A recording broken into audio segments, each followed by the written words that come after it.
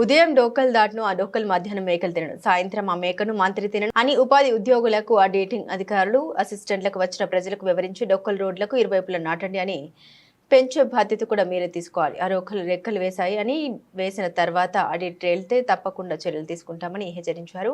కమలపురం శాసనసభ్యులు Putta Chaitanya Reddy. Main highway పక్కన చెట్లు నాటాలంటే ఎక్స్పాన్షన్ లో పోతుందా ఇంకోటి పోతుందని ముందు, కానీ ఊర్లలో సబ్ రోడ్స్ కూడా ఆ పక్క ఈ పక్క చెట్లు నాటేటి మాత్రం ఈ పక్క చూడండి.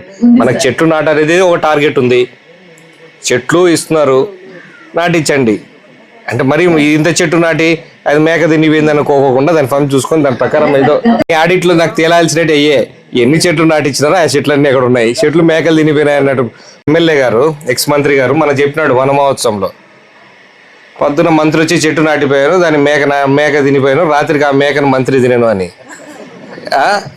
మన ఫీల్డ్ అసిస్టెంట్లు నాటించినారు అంటున్నారు, మళ్ళీ అది మేక తినిపోయిందని అతనే రాస్తున్నాడు. ఎన్ని నాటిస్తున్నాడు, ఎక్కడ ఒక పద్ధతి ఒక పాడు లేకుండా ఎంత దారుణంగా తయారైందంటే ఒక బాధ్యత లేకుండా తయారవుతున్నారు.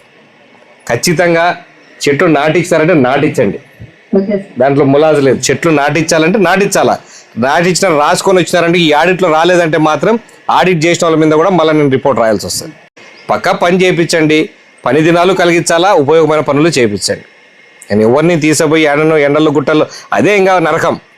ఎక్కడ ఒక ఉండదు, గుట్టల్లో పడేస్తారు, వాడు ఎండకు రెండుసేపు కూర్చోవాలా, నీళ్ళ ప్యాకెట్లు ఇచ్చే రాసుకుంటాడు, నీళ్ళ ప్యాకెట్లు కూడా ఇచ్చే పరిస్థితి లేదు వాళ్ళకు. ఒకేమో ఖర్చులు రాసి పడేస్తున్నాడు, వాటర్ అందించినాము అన్నీ అందించినాము అని. ట్రాన్స్పోర్ట్ సగం మందికి అందిస్తున్నారు, సగం మందికి అందియరు.